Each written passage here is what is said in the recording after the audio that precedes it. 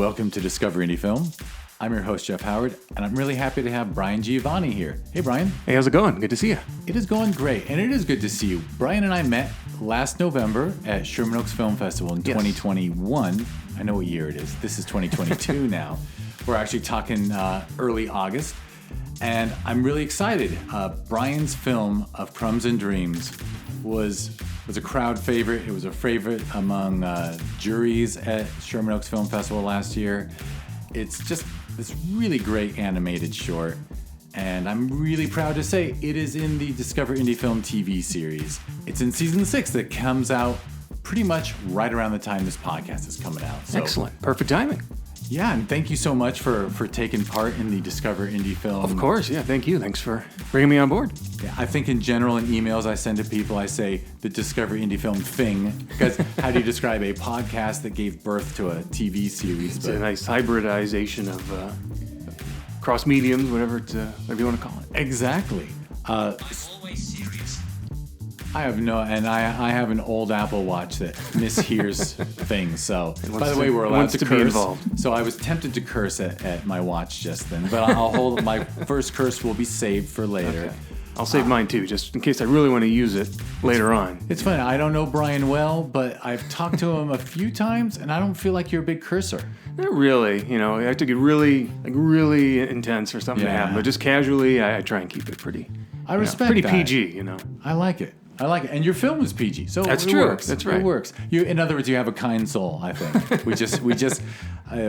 This is actually an amateur psychoanalysis. You're a kind person. I appreciate that. Yeah.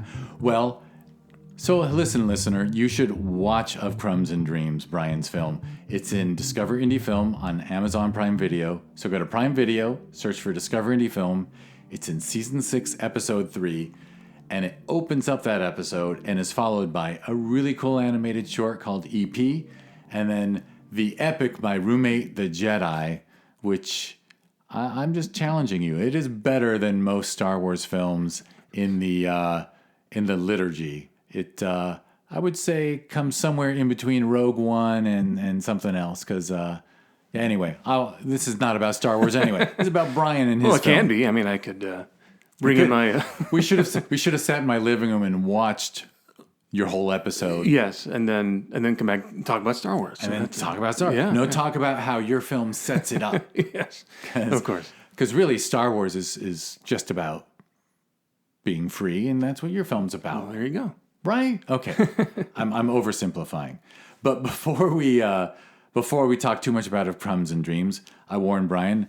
I just really wanted You seem so talented to me. What got you into filmmaking? Were you initially into animation exclusively, or were you always a creative kid? Well, I was. So the animation bug really didn't hit me until probably my late 20s or so. I was well past college, well past academia. As a kid, I was always drawing comic books, drawing anything I was into at the time.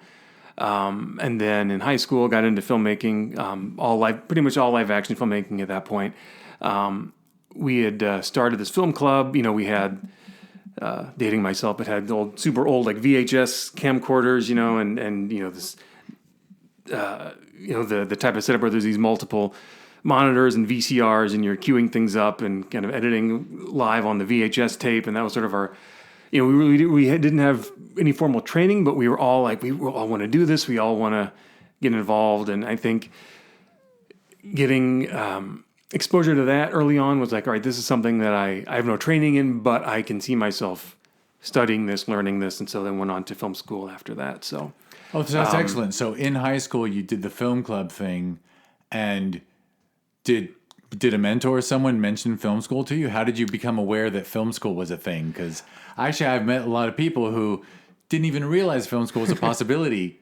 Yeah, it was difficult because I grew up in St. Louis, and then in terms of like in the general sphere, like the Midwest, small. I was kind of looking for something small, liberal arts college, and there weren't a lot of schools in the surrounding area that had film programs.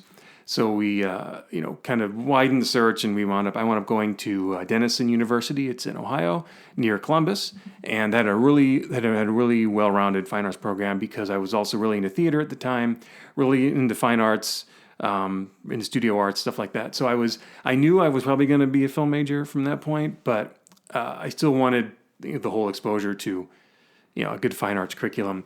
The tricky thing, I don't know if a lot of people find this, but like the tricky thing is you look for colleges and you find like one specific major that they're really good at, but then everything else is like kind of lacking. So it's kind of like I had these check boxes, and I was like, oh, they got like 3 out of the 5 or 2 out of the 5, but then this other one has the other 2, but not the full thing, So it took a long time for me to find like that right fit where like I knew you walk on campus and you know this is where you belong. For me that was Denison. It's in a small town called Granville, Ohio. And again, really well-rounded fine arts program. And the second I was there, I was like, this is where I'm going to go. That's wonderful.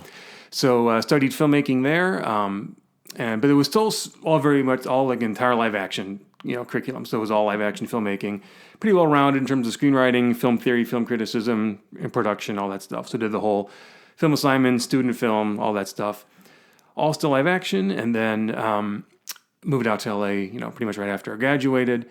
And then kind of like you do in LA when you're in your early 20s, you just kind of wander around thinking like, oh, what am I going to do next? Where do I want to land? And for a while, since I'd been pretty active in theater, and then when I first moved out to LA, I was heavily involved in improv and still doing a lot of live action performance, still wondering what the hell I was going to do with my film degree. Oh, I just said hell. That was my first curse word. Nice. Does hell count? I don't know. Is hell a bad word? But by the way, it's good. You kind of buried the lead that you did performing, because I was thinking of you as a writer and an artist most of the time, but you were performing too. Absolutely, yeah. I was really into theater in high school and college, and started taking improv classes pretty much right after I came out to LA, and it was still something I always really wanted to do and really foster, the whole creative, my whole creative identity, I suppose. And so then I was like, well, what do I want to do with my filmmaking talent, my the skills I've developed, all the stuff I learned in school, how am I going to put that to use still? And it wasn't until like my late 20s I learned of these like animation programs. You can just, install on your computer, and then you can start drawing and get a tablet and start drawing. And I was like, wait, why don't I just do that? Because I loved drawing as a kid. I'd gotten away from it for a while. And learning how easy it was to find my initial exposure software-wise was this program called Anime Studio Pro by this company called Smith Micro, and their like consumer version was like $50. I wound up getting the pro version just to kind of get a little more exposure to what the program offered. Very user-friendly, very intuitive. It was a great, I think, introductory into like, here's how you animate stuff. And so I already had like the filmmaking background in terms of how a story's created, how you craft a shot filmically, how you put everything together, mise en scène, all those all that terminology. And then if I bring in my love of drawing and kind of bring that back and kind of come full circle to that, then it was kind of like, this is what I want to do now. So, and you had an understanding of the filmmaking with live action and cameras and editing and everything. Yes. But you also had an understanding of performance, which I think animation is a form of performance. Absolutely. Yeah. That screenwriting is performance, and of course directing is directing performances. But when you're animating, really the animator is the performer. Absolutely, right? Yeah. Yeah, I mean, especially like you go back to Disney and the Nine Old Men and all those the kind of the pioneers of not just animating movement or what the character's doing, but what the character's thinking, what they're feeling, and the richness you can get out of animating a performance. And I don't know, I feel like I liked the journey I went on in terms of how I discovered it. A lot of people, they want to be an animator, so they study it right away from their academic years, and they want to learn how to animate. For me, it was kind of like, well, I've already done the storytelling, the performing, the filmmaking, all the craft of that. Now, how do I animate? So it was kind of a backwards approach, but I think coming to it with the skill sets and the knowledge I already had, and then seeing, okay, here's how you animate something, and then the remainder of my animating journey in terms of learning the craft was all kind of self-managed from there. Right. So did you just start making shorts right off the bat? Yeah, pretty much. Yeah, I just kind of started playing with the animation software and just kind of figuring out how that all works. And then once I knew how the program worked, I was like, okay, now I need more fundamentals in terms of how to actually animate something, all the animation principles, all that good stuff. So I never wound up learning that in film school or in a formal animation school, but through side classes, online classes, my own study.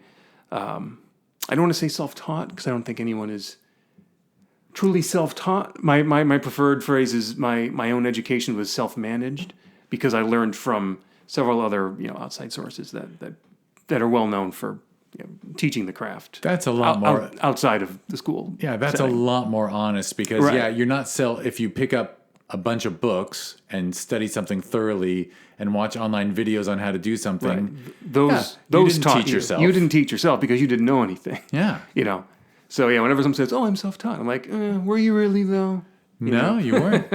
And did you find, because you had done some screenwriting previously, and obviously you probably wrote short stories and stuff younger, because I'm getting the sense you were always creative. Pretty much. Yeah, which is a compliment.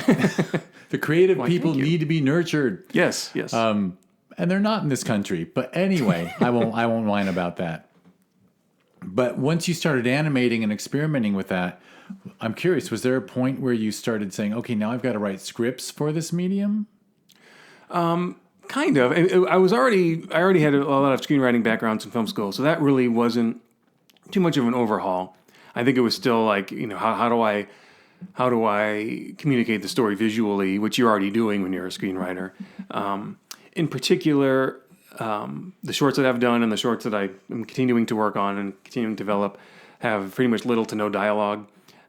So it's interesting to write a screenplay when there's no lines of dialogue to actually write. So you're pretty much just writing page after page of scene description and scene direction. No character cues, no lines. But the challenge is like, how can I still write something? Like it makes sense in my head. I can play those images back. Now that I have to like put words to it and make someone else understand what I'm visualizing, how can I translate that?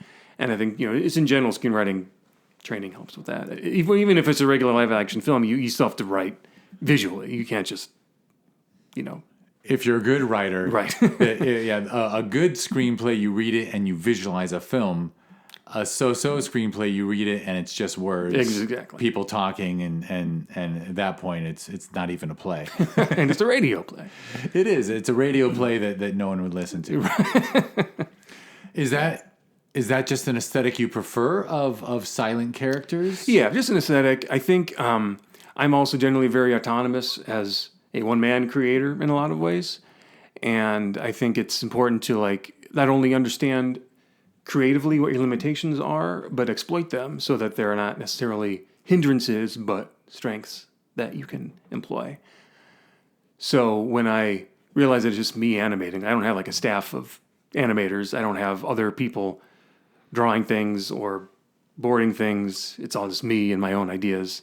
And in a way, I like that creative freedom. I like that creative autonomy because then it's that selfish. I'm an only child, FYI. So it's the sole ownership of stuff. It's like, this is all mine. I want it to be good because I did it.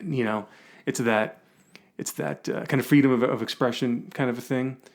So when I know that only I'm going to be working on this, it's like, well, then how can I exploit these limitations? And so if I say, well, there's not going to be any dialogue in this film, that's already a creative limitation that's forced to make me struggle through and stretch my limitations to how I can tell the story dialogue free, but also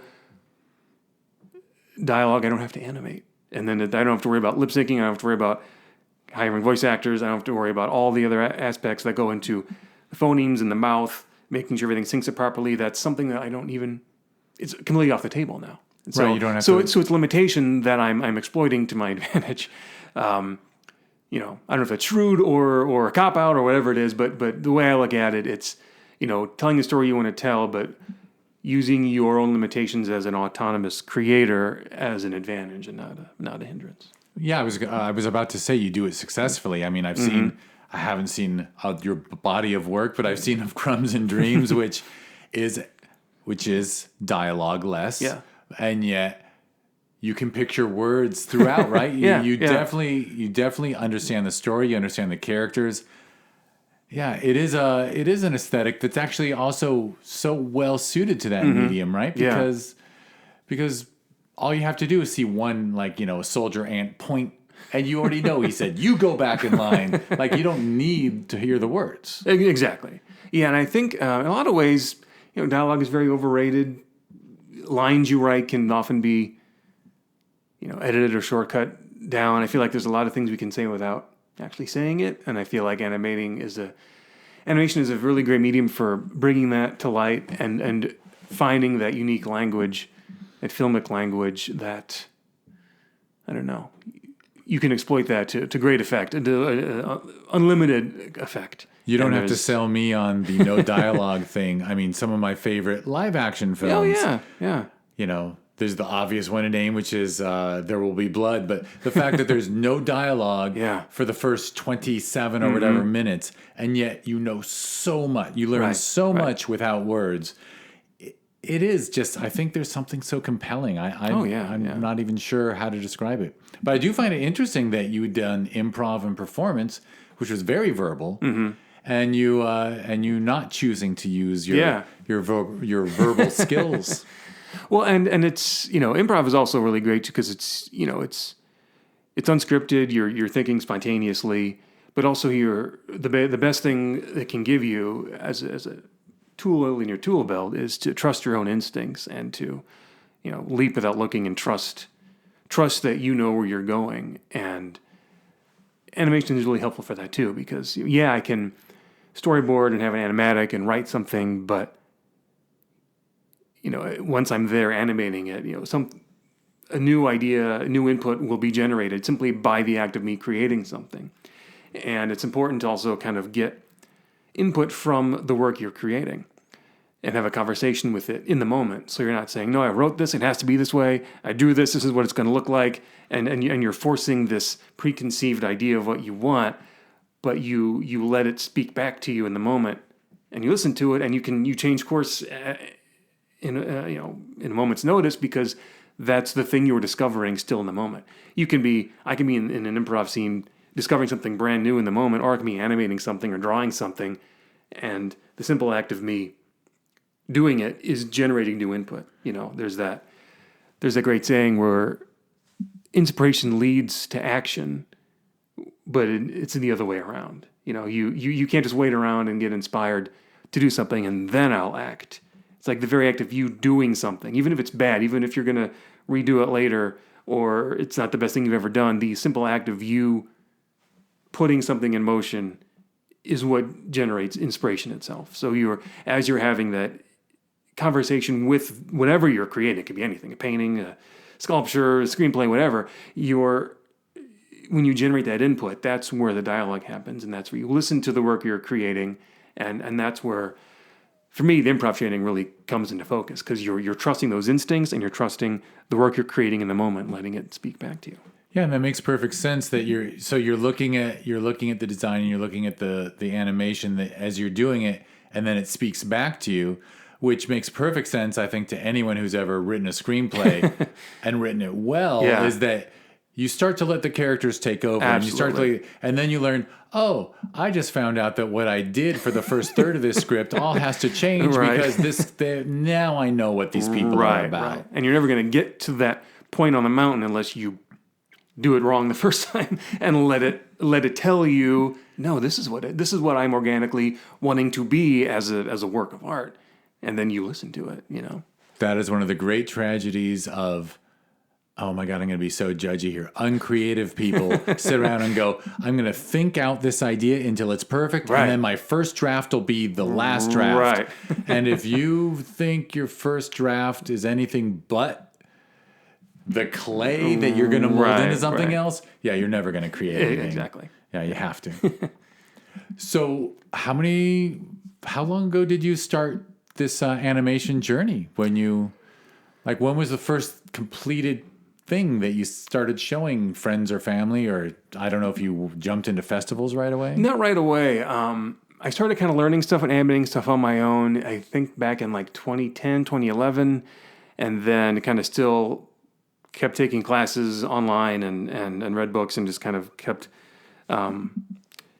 learning from there. And then my first kind of foray into something finished was 2014. I started submitting for this animation collective called Loop De Loop. They're based in Australia, and they're this really cool micro animation festival. They have like this monthly. I don't know if they're active anymore, but at the time they had like monthly animation contests. They give you like a one-word theme, and then you animate an animated piece to anything that would adhere to that theme. The catch is that the piece has to loop, so it could be anything from like a GIF, like a 2-second GIF, to like a 30-second short to a minute-long short, as long as the piece kind of cycles back and loops itself, so it could play on a continuous loop over and over again. So I heard about them through an animation blog and just started submitting to them. They had screening cities all over the globe. So they're based in Australia, but they had screening cities here in LA, Brooklyn, Tel Aviv, Berlin, kind of all over the world. And so every month they would collect all the entries, screen them at the various cities, and they would award like a best of in each of the screening cities, like best of LA, best of Brooklyn, best of Tel Aviv, what have you. So I was doing that pretty much every single month, and it was a great way to not only just kind of get challenged by a quick, one-word theme and kind of figure out what story I can come up with, but also creatively, what story can I tell that doesn't really have a beginning or an end, that can be looped, but also, and this is important, this is tremendously important, the joy of finishing something, which is so rare. It is so rare to finish something and then be like, it's done, and then it's out in the world and I'm not going to work on it anymore. We spend so much time tweaking things, and it's like, well, I have a month to turn into this thing, and here it is. It's 15 seconds, but it's done, and now people can see it. And I'm going to do the same thing next month. And it was a really great way to kind of train my mind to just churn something out and finish it. So I wound up doing about 4 or 5 of those. One of them won best hometown LA screening at the LA screening. So in LA, did they just show submissions from LA, or were it globally? No, it was the whole thing. Everyone got to see everyone's submission got to be screened in every city. It's just the best in show kind of thing, a little localized, which is nice. Yeah, kind of honoring the people who were like lived in the city. It's a really and come fun out. idea. Really great idea. Yeah, and it was they did it every month, so it was kind of keeping you fresh and keeping you creative, keeping you active, keeping you like prolific. And then once I did a number of those, I was like, all right, enough of these ideas. I think I could flesh out into full-on, short films. So then it was 2016. I took one of those ideas, turned it into a short film, got into some festivals, did the whole festival circuit, kind of my first foray into navigating that landscape. And then that was my first film called When Comes the Rain. And then that screened up until 2018. And then 2019, I started Of Crumbs and Dreams. And now here we are. And would you take the animation you done that was a loop and start from that? Or would you just take it as inspiration and start a new idea from scratch? My first film, When Comes the Rain, was completely taken from scratch. It was an idea that I wound up completely retooling for a full-on short film. Of Crumbs and Dreams was actually lifted. Most of it was the loop itself. So the looping animation that I did was maybe about a minute long, and then the more I kind of looked at it, I was like, there's more story to tell here. I want to keep unearthing whatever I did, whatever the story is, and add to it. So I wound up adding an additional about 2 minutes of content, and then turn that into the finished film. It's funny, I can visualize the loop, I think. I don't know, obviously, because you start and end with ants in a line, which is pretty smart. Pretty good use of the medium. Yeah, and good symmetry in terms of the setting. And it's pretty much the loop was the film. I just kind of fleshed out kind of the setup in terms of these cartoon ants carrying crumbs in a line. These worker ants carrying crumbs to an unknown destination as the ant, the queen looks on. One of the rogue ants decides to escape and pursue his own kind of personal odyssey, free from his own burdens and obligations, and then he's caught and then is forced back into the line, and then it starts all over again. So it's the loop itself literally looped, but the film itself still ends with the cycle is kind of continues in terms of inspiring one ant's bold act of individualization, inspires that act in another ant. Exactly. I was going to say, yeah, the first ant we get to know becomes an inspiration to others, which is, I mean, not to kiss your butt, but it's a really inspiring story because in theory, that is kind of how the world works. I think it's actually a very beautiful analogy for how to bring about positive change in the world. I mean, oh my God, I'm going to blank on all the amazing young people, these young people, the Scandinavian girl who inspires everyone with her. The climate change? The climate change. Greta Thunberg? Greta, yes. It just takes one person to step out of line, and Malala in Afghanistan, one kid steps out of line, and then many more follow, and that's how you actually get good. Yeah, it's of Crumbs and Dreams is a beautiful story. It really is. Thank you. I'm not blowing smoke. And and I think it's I should tell you the whole thing kind of started when we had an ant infestation at home. So it came from real life, what are these annoying ants doing all over the place? I think it was in the summer, so they probably drought or shortage of water, and they think they flock indoors to where they can find a source of water. But they were just showing up everywhere. And I was looking on the counter, and one ant had caught this particularly large crumb, and he was just kind of meandering around the counter, wondering where to go. And I was kind of looking at him, and I was like, I wonder what would happen if an ant wanted to just go off on his own and not do what he was supposed to do. He's supposed to bring the crumb back to the colony and feed the colony, but what if he didn't want to do that? What if he had other dreams and wanted to go somewhere else? And so I was like, well, there you go. There's the idea. And at the time, the loop-de-loop theme was bug. And so that's what's prompted the theme. They prompted you with the word bug? Right. At the same time that I had this ant infestation. So I was like, well, there's my answer. That is something. So that's where the actual story originated.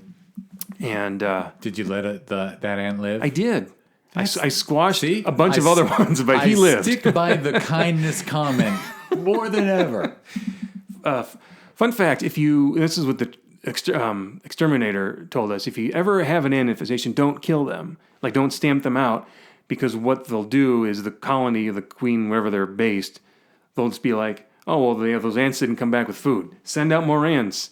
And so you kill one ant, another ant's just going to come back in its place. It's like Hydra, right? You cut off one head, two more will rise in its place, whatever. So more ants will just come out.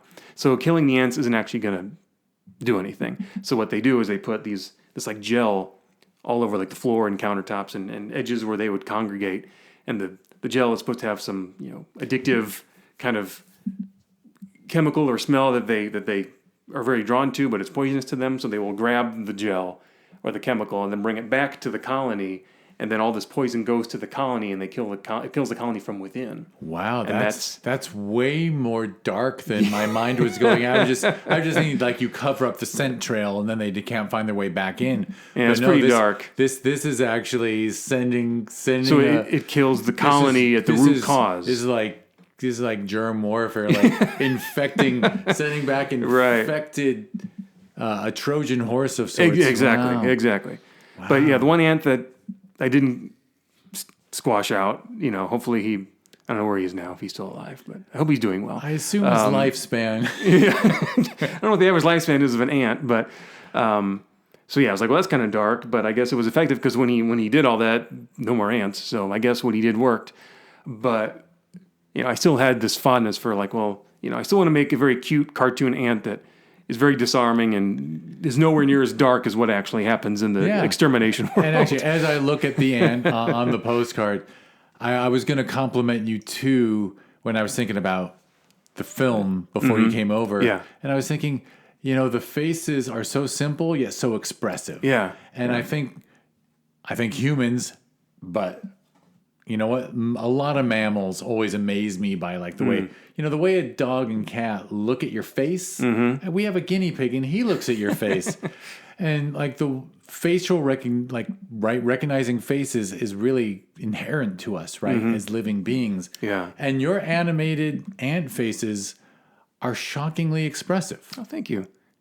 Yeah, I think it's Well, one, it was like, how can I make, he's wearing this like worker jumpsuit because he's like a drone, so he's not, there's kind of a personification there, but, bugs we generally think of as, kind of gross or scary, or, we want to shoo it out the door and then we see one. But I was like, how can I take an ant and make it, cute and fun and have that appeal? And so it was a fun exercise in taking something that we don't normally think of as cute, but making it cute, in the Yeah, which is in the long classic run. animation, right? Yeah, Classic yeah. animation. I mean, those of us who I grew up on Warner Brothers more than Disney Yeah, for some yeah. reason. And they made all kinds of creatures that wouldn't normally be cute. Yeah.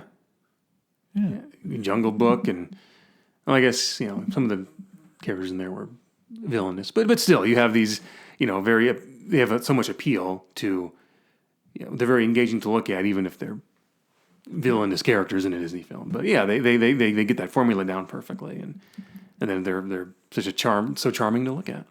For sure. So, is Of Crumbs and Dreams one of the longest things you've completed as far as animation goes? Currently, yes. I'm working on another short now that'll probably be much longer, maybe around the 7-8 minute range. But at the moment, the longest thing I've completed. So. Oh, and the obvious question, we probably discussed this at the Q&A at the theater, but how long does it take you from start to finish as this one-man band? It really varies. I think how long does this one take? Maybe about 6 months.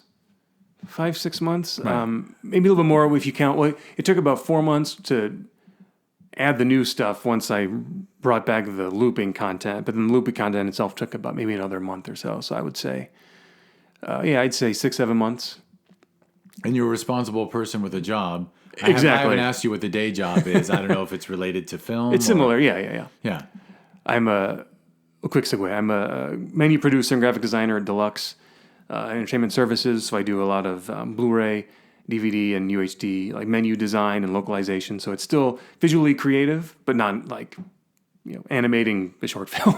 Right. But at Deluxe in Burbank. So Yes. Yeah. So Deluxe is of course, one of the biggies. Mm-hmm, absolutely. Yeah, Photocam Deluxe, but whatever. Yeah. It's so the day job is there. So this is on the side. So when you say 6 months, it's not a jobless person living off a trust fund sitting at home working all the time. Like it must take a lot of dedication to get this done. And well, it's nice that you describe your job as creative. So I guess your job, you don't come home from it and say the last thing I want to do is exactly. No, it's creative enough that I'm still learning and challenging my own. Always learning new things that I can also employ in my my personal projects, but not so draining that the last thing I want to do is make an animated film when I get home at the end of the day. So it's a good balance. It's a good balance. Sounds like it, and it sounds like it's the kind of job where you need the equipment that's there too. It's like you can't bring it home with you, can you? No, but I also have my own home studio setup, so everything I need is all at home. So right. So you have an animation studio. In a box. In a box, yeah. Just, in fact, we were talking computers before when we were in the kitchen. We don't have to talk computers now, but I'm happy for you with your setup. Yeah, no, once I learned how accessible animation software was, then I was like, all right, well, now I need a drawing tablet. So I started off with a Bamboo, a Wacom. I think the type is called Bamboo, so it was the kind where you plug it into your computer, but you keep the tablet flat on the surface with the pen, and then you kind of have that learning curve of the weird hand-eye coordination where you're drawing directly on the table or on your desk, Right, but you're looking at the screen. You're looking up. Yes, yeah. Do you ever just sketch with pencil and paper and then convert it over to that, or? I would only do that as for concepts, designs, as I'm figuring it out. So I would do that regularly, but the way the animation program is rigged, you can do a lot of rigging natively within the program. So everything is all digital. So all the character rigs I create and all the movements are all done digitally within the animation program, and then all the backgrounds are drawn digitally in Photoshop. I use both Photoshop and Clip Studio Paint. So those are all drawn digitally. So I was using the Wacom Bamboo tablet for, I guess, a good 7-8 years, and then upgraded to a a larger Wacom 24 HD where it's the full monitor, so you're drawing directly onto the Right, so you have onto one the of those screen. beautiful monitors that you can, and then you don't have that eye-hand coordination Right. problem anymore. I finally of looking up and drawing down. Right, I finally was decent at it, and then a friend of mine actually had an old Wacom tablet, the big 24 HD one where you draw directly on the monitor, and he had upgraded to a new one, and he was like, "Oh, I don't need this one anymore," so I got this hand-me-down. So I use that now. So just when I was getting used to the hand-eye coordination, I was like, now I don't have to do this anymore. So that's what I use currently. So my own home setup is all drawing digitally, and using the wide array of post software that everyone uses. I do all I did all the music scoring in Logic Pro, and then did all the editing in Final Cut. So it's a one-stop shop for making a film. Everything on one machine. Everything on one machine. And wait, did you say with the animation, are you still using, because you mentioned the animation program that you started Oh, yeah, with. still using that. Yeah, they've since updated the name. It's now called Moho Studio Pro. I think they've switched developers. It's now done by this company called Lost Marble. But that's what I've been using.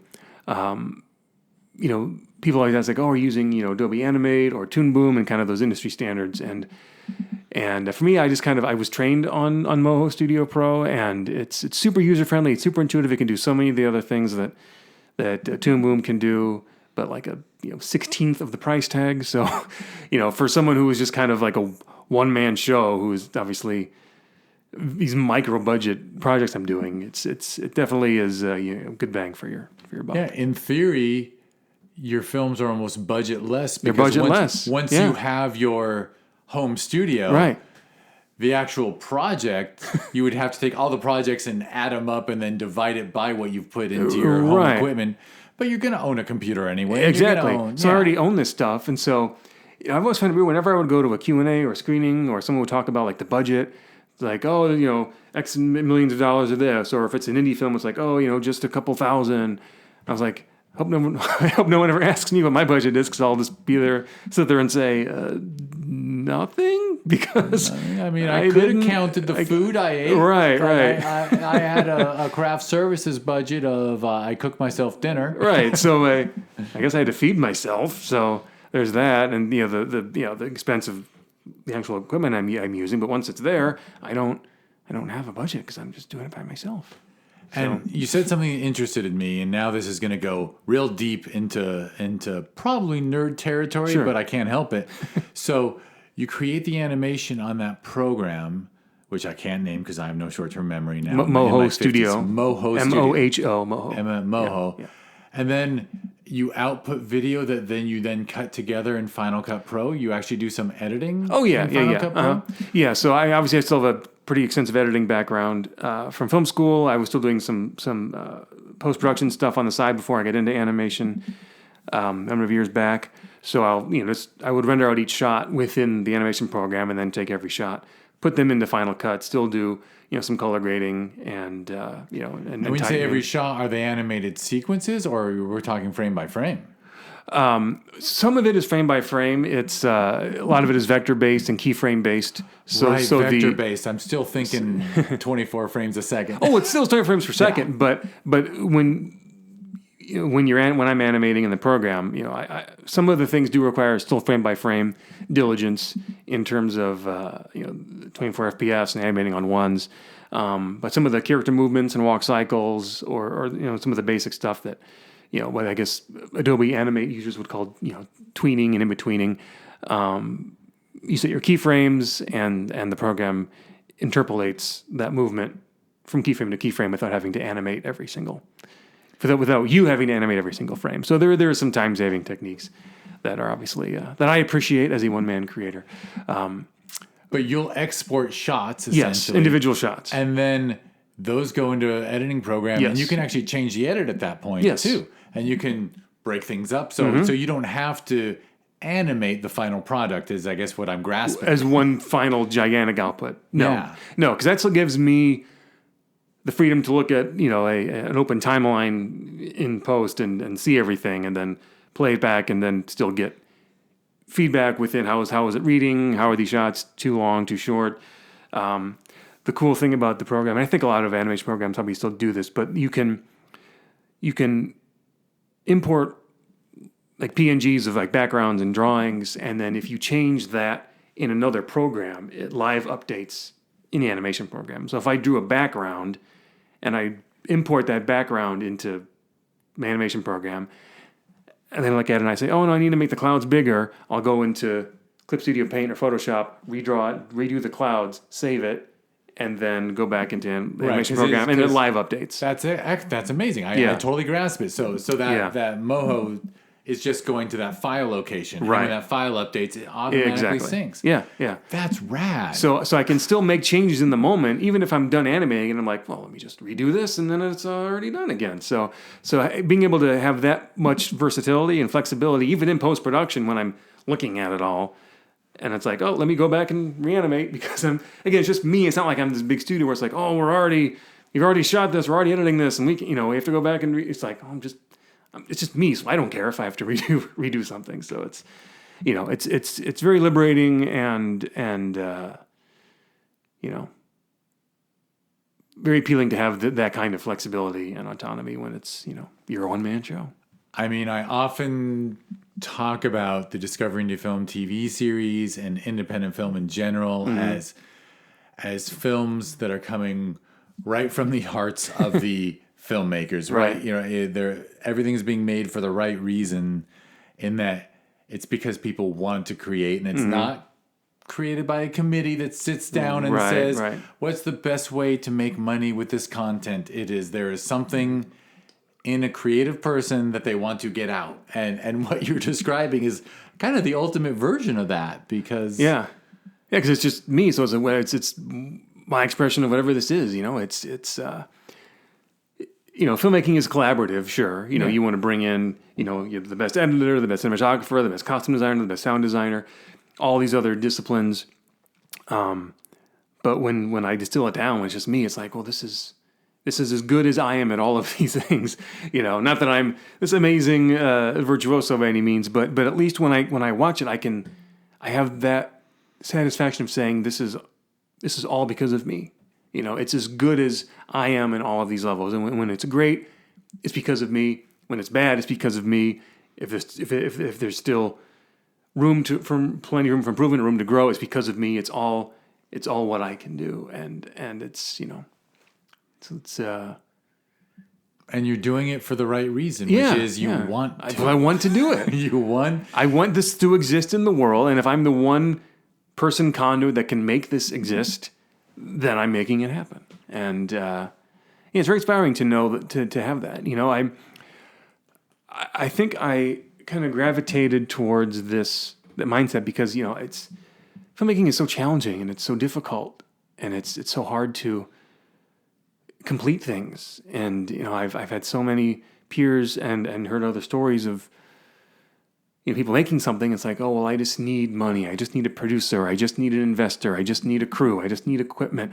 And suddenly you want to make something, but you have 10,000 hurdles that are there in front of you. And you have the wherewithal. You can cross them and you can get it done. But I was like, maybe I can find a circumstance where none of those hurdles exist, and I can go that route.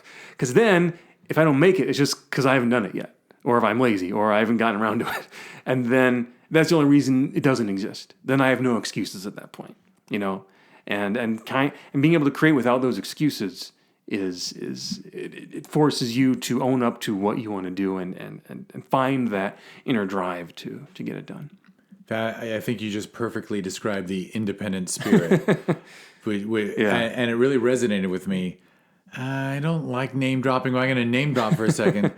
Sort of. 20 years ago, around then, I was at a backyard barbecue with a whole bunch of actually improv people. Okay. And we're everywhere. The person I was dating at the time, who's now my first ex-wife, and hopefully last ex-wife, but she and I ended up talking to another couple, and the guy was a screenwriter, and he was struggling, but he had sold something to Spielberg, Katzenberg, Geffen. Oh, wow. He had sat in a room with Spielberg, wow. and they had just told him that week, the studio said, no, we're not going to make it. Yeah. And he was looking, and this was Dan Harmon, who went on to do Rick and Morty and Community. And Dan was like just saying to me, because I had done an indie film that had played the festival circuit, and he was like, "You mean you've seen your name on the screen?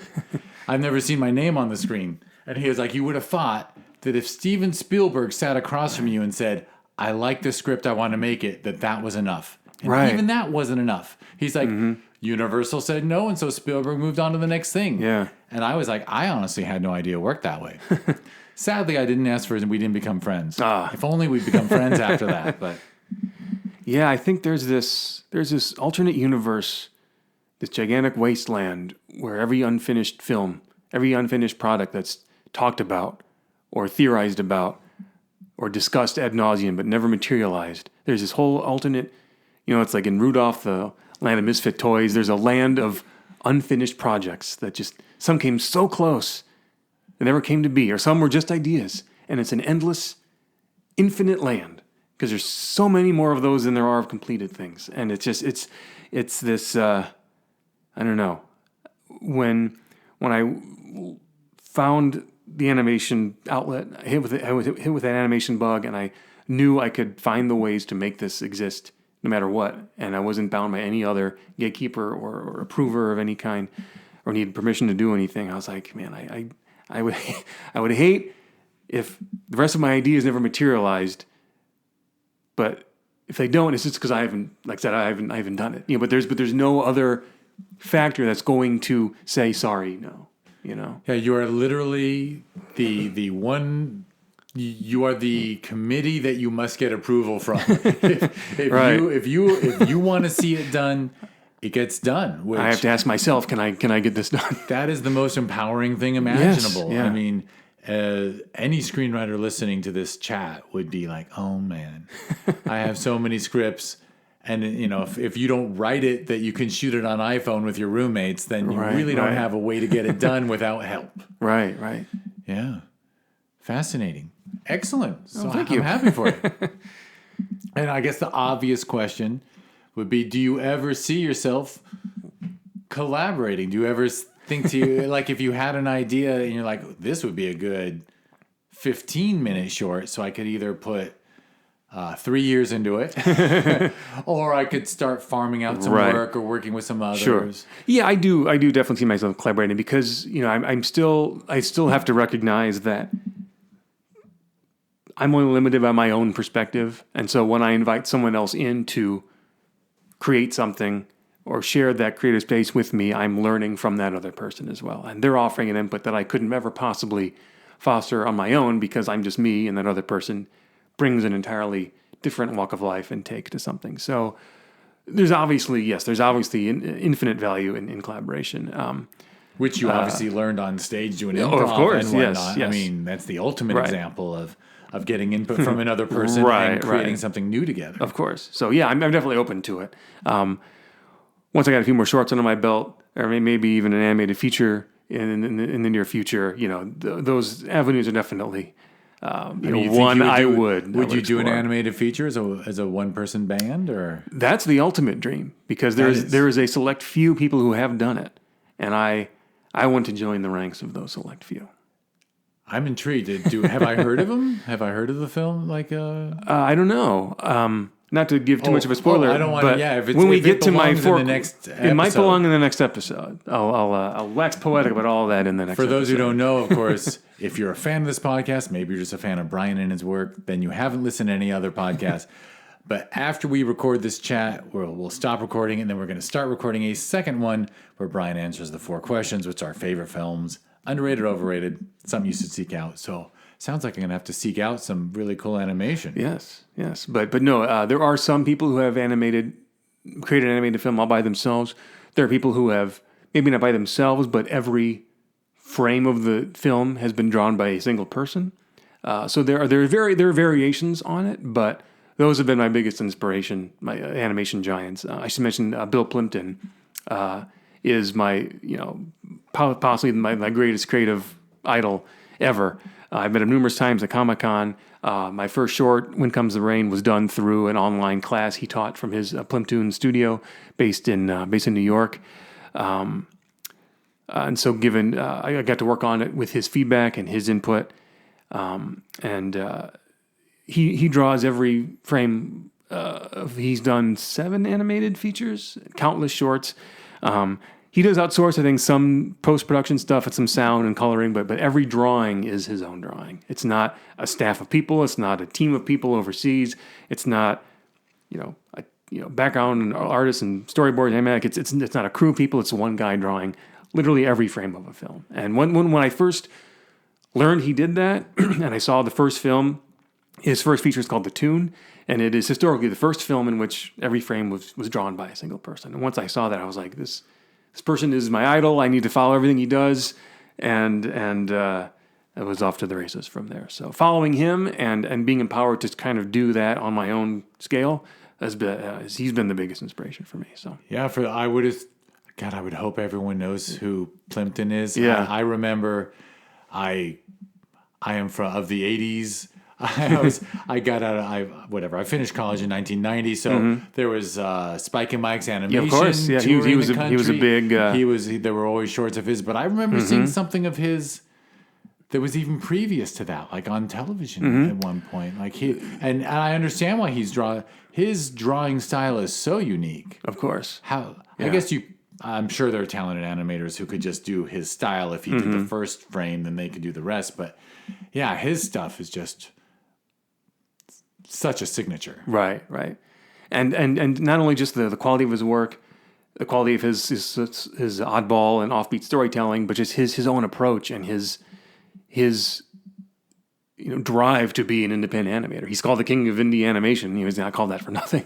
So, his drive behind that is important. So it's that saying, never meet your heroes. But for him, it's like meet him, study him, talk to him as much as you can, read everything about him, watch all of his films. Because it's really inspiring when you find a work that you like, but then you also learn the creator also has such a good approach to creativity. It's not just that, he made a film and I like the film, or this musician wrote a song and I like the song, but their own internal approach is also inspiring. So it's like, this is someone who on all fronts, in the finished work and their own creative intuition is, I'm almost ashamed of myself for saying it, but Bill Plimpton is the ant that broke the line. And you go. And he showed the way. He showed the way for truly independent animation. Yeah. And so to bring back to, the ultimate goal of being able to make an animated film all by myself, that single-handedly, it's a huge mountain to climb. It's a huge dragon to slay, but it is not impossible because people have done it before, so people can do it again. You seem inspired. So, I mean, is this like a thing that's always somewhere on your mind? Absolutely. Of what your features? Oh, absolutely. Yeah. Are there outlines? Are there sketches? Are you working on? Not yet. It's still just the very ideas at this point because I still have like 2 or 3 other shorts kind of in the back burner that are kind of closer to active development, and you'll completion. Just need to fall in love with an idea that is good for. Well, the nice thing about animation is like 75 minutes you can kind of get away with, right? Oh yeah. That's a feature. Anything over an hour is a feature. Anything over an hour, yeah. I mean, I've seen films that are 65 minutes long. I mean, it's a feature, right? It's not a long one. Yeah, but absolutely. It's Airplane was 76 minutes. No one complained.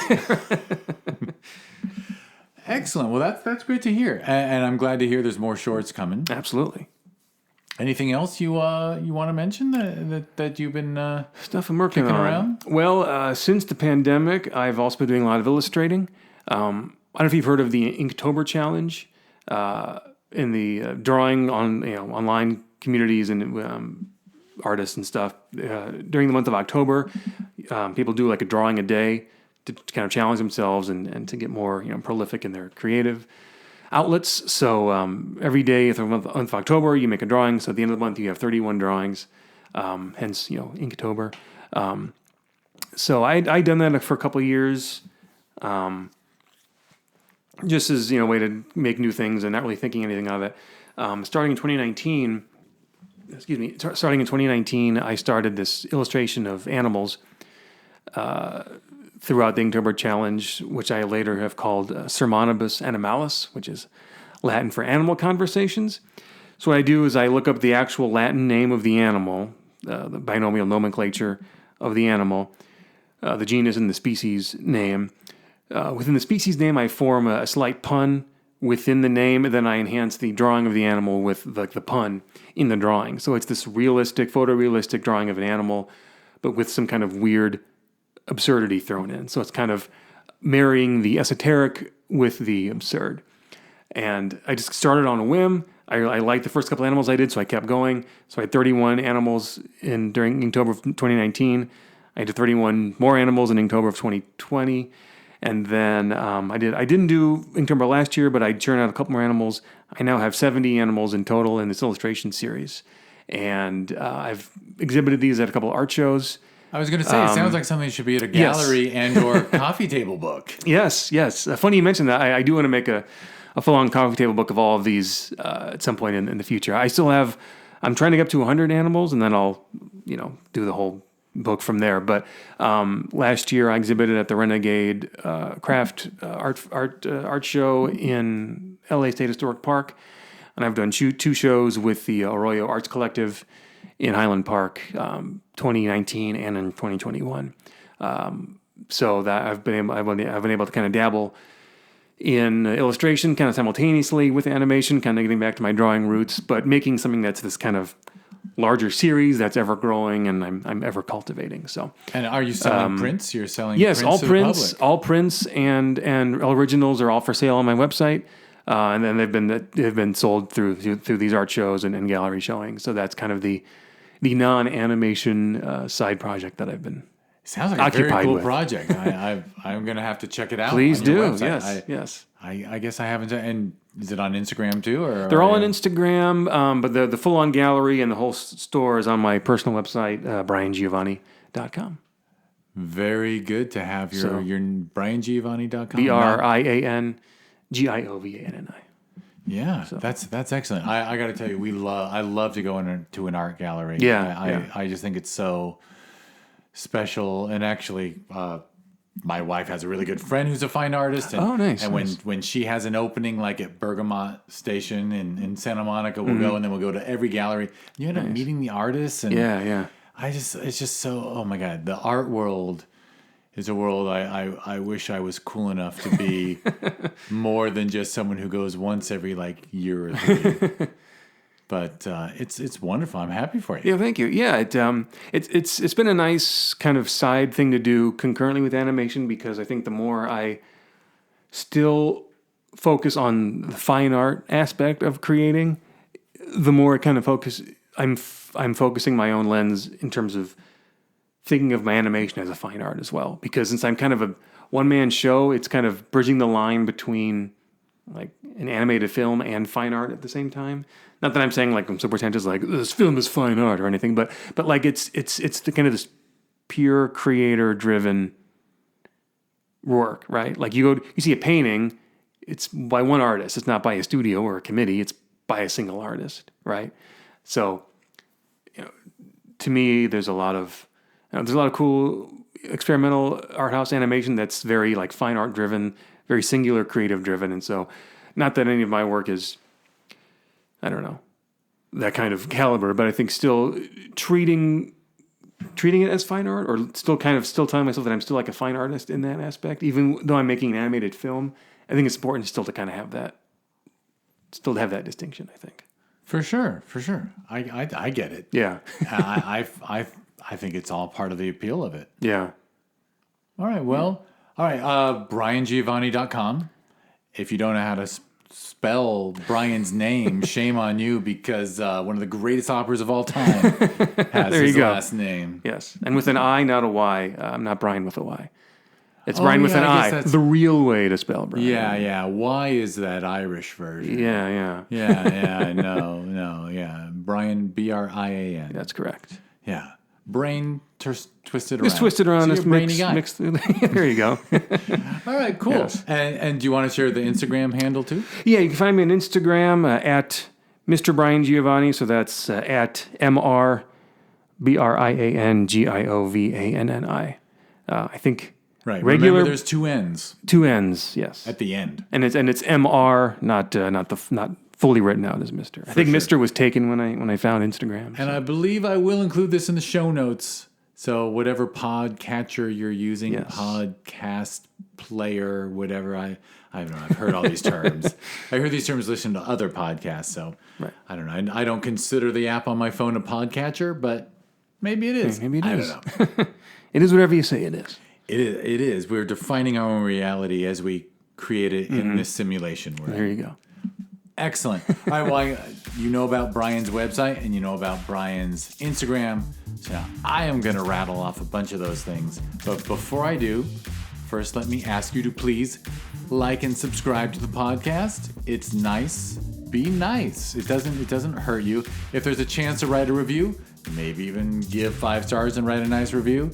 As long as I'm talking about reviews, we already talked about Brian's film of Crumbs and Dreams being in the Discover Indie Film TV series.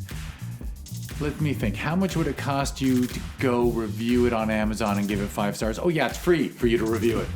Actually, I think you have to buy the series to review it, so I should not say it's free. But if you've watched it, we used to be free included with Prime, and then we were too successful, and so Amazon knocked us back, and they make us charge 99 cents an episode or $7.99 for a 10-episode season.